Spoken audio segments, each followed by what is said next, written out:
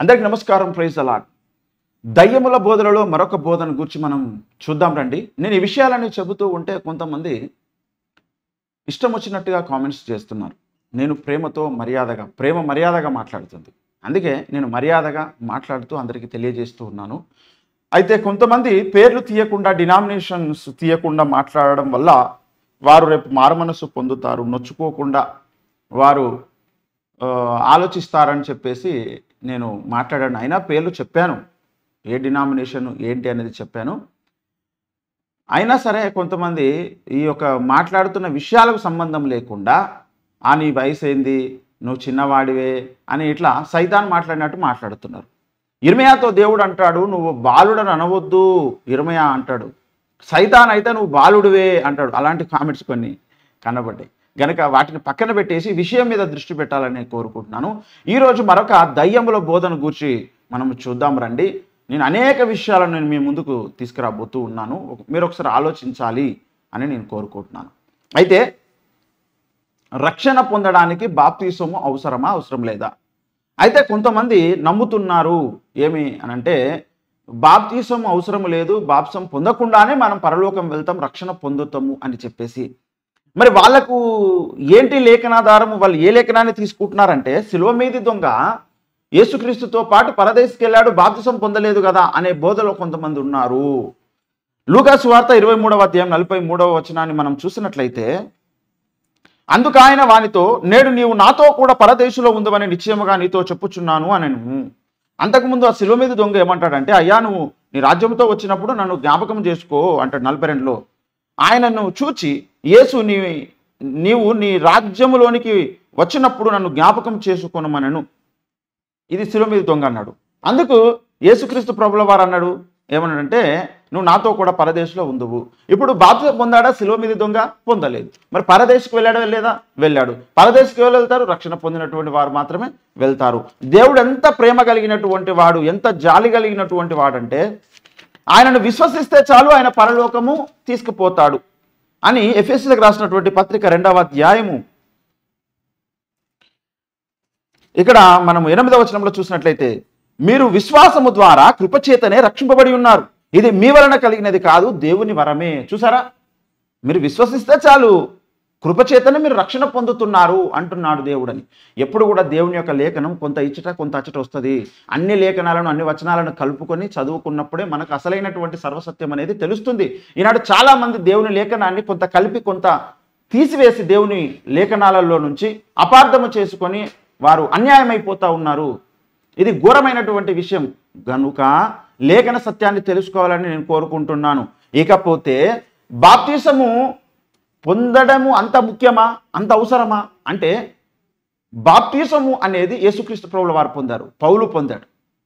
బాప్తిసం అనేది ఒక పునాది అని తెలియజేశాడు. హెబ్రీ రాసినటువంటి పత్రిక 6వ అధ్యాయమును మనం ఒకసారి గమనించినట్లయితే, అపోస్తలులు అద్దంకి రంజితోఫిర్ గారు దీని మీద మొదటి మూలపాఠములు అనేటువంటి ఒక సుదీర్ఘమైనటువంటి ప్రసంగము చేశారు. ఇది యూట్యూబ్లో ఉన్నది, యథార్థమైన ఛానల్లో ప్లేలిస్ట్లో ఉంది, ఓఫర్ మినిస్ట్రీస్లో ఉంది. మీరు ఒకసారి వినాలని కోరుకుంటున్నాను. అయితే నేను షార్ట్ వీడియో ఎందుకు చేస్తున్నానంటే అందరూ తెలుసుకోవాలి, చూడాలి అని దీని యొక్క నేను ఇంట్రడక్షన్నే మీకు పరిచయం చేస్తున్నాను.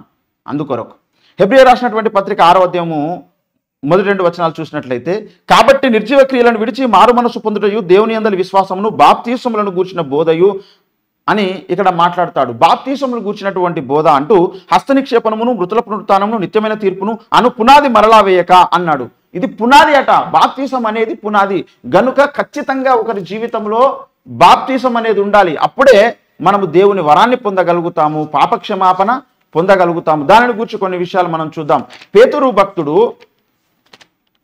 మరి క్రీస్తు సంఘానికే పెద్దవాడు. యేసు ప్రభుల వారు మరి సంఘాన్ని పేతురుకి అప్పగించాడు కదా.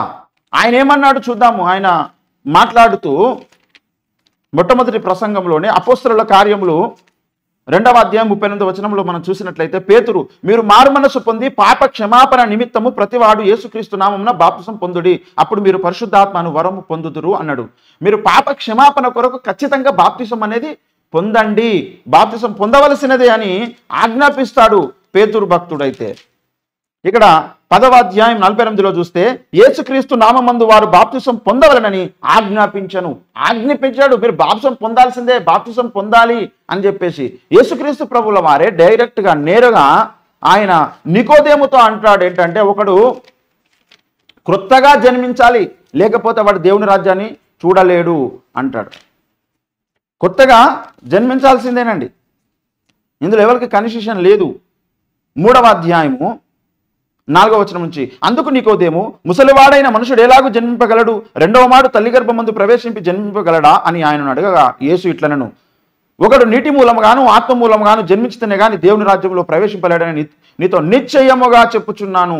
3లో అంటాడు, అందుకు యేసు అతనితో, ఒకడు క్రొత్తగా జన్మించితేనే కానీ అతడు దేవుని రాజ్యం చూడలేడని నీతో నిశ్చయముగా చెప్పుచున్నాను. ఏమండి 3 నుంచి 5 వచనాలలో చూస్తే ఇక్కడ చెబుతున్నాడు స్పష్టంగా యేసుక్రీస్తు ప్రభువుల వారు ఏమని, ఒకడు క్రొత్తగా జన్మించాలి, ఒకడు నీటి మూలంగాను ఆత్మ మూలంగాను జన్మించకపోతే వాడు దేవుని రాజ్యంలో ప్రవేశించడు అని చెప్పేసి చెబుతున్నాడు.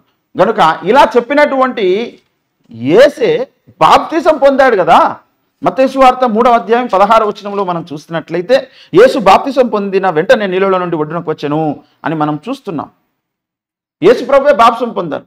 మరి 27 పత్రికలలో, కొత్త నిబంధనలో 14 పత్రికలు రచించినటువంటి అపోస్తలుడైనటువంటి పౌలు భక్తుడు కూడా బాప్తిసం పొందాడు. అపోస్తలుల కార్యము 9వ అధ్యాయము 18వ వచనంలో, అప్పుడే అతని కనుల నుండి పొరల వంటివే రాలగా దృష్టి కలిగి లేచి బాప్తిసము పొందెను. ఏమండి, ఫిలిప్పు బాప్తిసం ఇచ్చాడు నపుంసకునికి 8వ అధ్యాయం 38వ వచనంలో, ఇదిగో నీళ్లు నాకు బాప్తిసం ఇచ్చడానికి ఆటంకమేమని అడిగి రథము నిలుపమని ఆజ్ఞాపించను. ఫిలిప్పు నపుంసకుడు ఇద్దరు నీళ్ళలోనికి దిగిరి అంతటా ఫిలిప్పు అతనికి బాప్తిసము ఇచ్చెను అని చెప్తున్నాడు. ఇక్కడ బాప్తిసం ఇచ్చాడు. తర్వాత అనేక మంది స్త్రీలకు పురుషులకు కూడా ఫిలిప్పు బాప్తిసాలు ఇచ్చాడు. 8వ అధ్యాయము 12వ వచనంలో మనం చూసినట్లయితే, అయితే ఫిలిప్పు దేవుని రాజ్యమును గూర్చి యేసుక్రీస్తు నామమును గూర్చి సువార్త ప్రకటించుచుండగా వారు అతని నమ్మి పురుషులను స్త్రీలను బాప్తిసము పొందిరి. బాప్తిసం పొందాలి, బాప్తిసం పొందవలసినదే. బాప్తిసం పొందకపోతే కుదరదు. మార్క్సు వార్త 16:16లో ఏమంటాడు, నమ్మి బాప్తిసం పొందిన వాడు రక్షింపబడను, నమ్మని వానికి శిక్ష విధించబడను. నమ్మిన తర్వాత బాప్తిసం పొందవలసినదే. బాప్తిసం అనేది ఒక పునాది. ఈ పునాదిని కాదనుకుంటే వారికి రక్షణ వచ్చే అవకాశమే లేదు. మరి శిలువ మీద దొంగ వెళ్ళాడు కదండి పరదేశికి అని అంటే అదొక ఎగ్జంప్షన్. అది ఎందుకు అంటే, శిలువ మీద దొంగ అప్పుడే మారు మనసు పొందాడు. అతనికి దిగి వచ్చి బాప్తిసం పొందే అవకాశము లేదు. అతనికి బాప్తిసం ఇప్పుడు ఇవ్వడానికి కూడా ఎవరు సిద్ధంగా లేరు. అతనికి ఉన్నటువంటి పరిస్థితి. అదేవిధంగా ఇప్పటికి కూడా ఎవరైనా మరి హాస్పిటల్స్లో ఉండి ఇక చనిపోతున్నారనే సమయంలో ఒకవేళ దేవుని యందు విశ్వాసం ఉంచి అప్పటికప్పుడే మారుమనసు పొంది అప్పుడే నిజమైన దేవుడు యేసని తెలుసుకొని ఉంటే గనక అలాంటి వారు కూడా అనేక మంది రేపు పరదేశంలో పరలోకంలో ఉంటారు దేవుని చిత్తం అయితే. అలాంటి వారు కూడా ఉంటారు. వారందరూ కూడా ఎలాంటి లిస్టులోనికి వస్తారంటే శిలువ మీద దొంగ లిస్టులోకి వస్తారు వాళ్ళు. ఎందుకంటే వారికి అవకాశం లేదు, అప్పుడే వారు మారు మనసు పొందారు, అప్పుడే యేసునందు విశ్వాసం ఉంచారు. అలాంటి వారిని దేవుడు కనికరించి కృప చూపి రక్షిస్తాడు తప్ప నీకు అవకాశం ఉండి ఆరోగ్యం ఉండి సమయం ఉండి కూడా బాప్తిసం పొందకుండా ఉన్నటువంటి వారికి ఎట్టి పరిస్థితుల్లో దేవుడు రక్షణ ఇచ్చేటువంటి అవకాశం లేదు. కనుక బాప్తిసం పొందకుండా రక్షణ రాదు. బాప్తిసం తప్పకుండా పొందవలసినదే. పాప క్షమాపణ నిమిత్తం ప్రతి వాడు బాప్తిసము పొందవలసినది. ఇంకా అనేక విషయాలు ఉన్నాయి కానీ సమయాభావాన్ని బట్టి ఈ విషయాలను తెలియజేస్తున్నాను. ఇక్కడ ముఖ్యంగా గ్రహించాల్సింది ఒకటే, ఇక్కడ దయ్యముల బోధ ఏమిటంటే దేవుని యొక్క లేఖనంలో కొంత కలిపి కొంత తీసేయడం సైతానికి అలవాటు.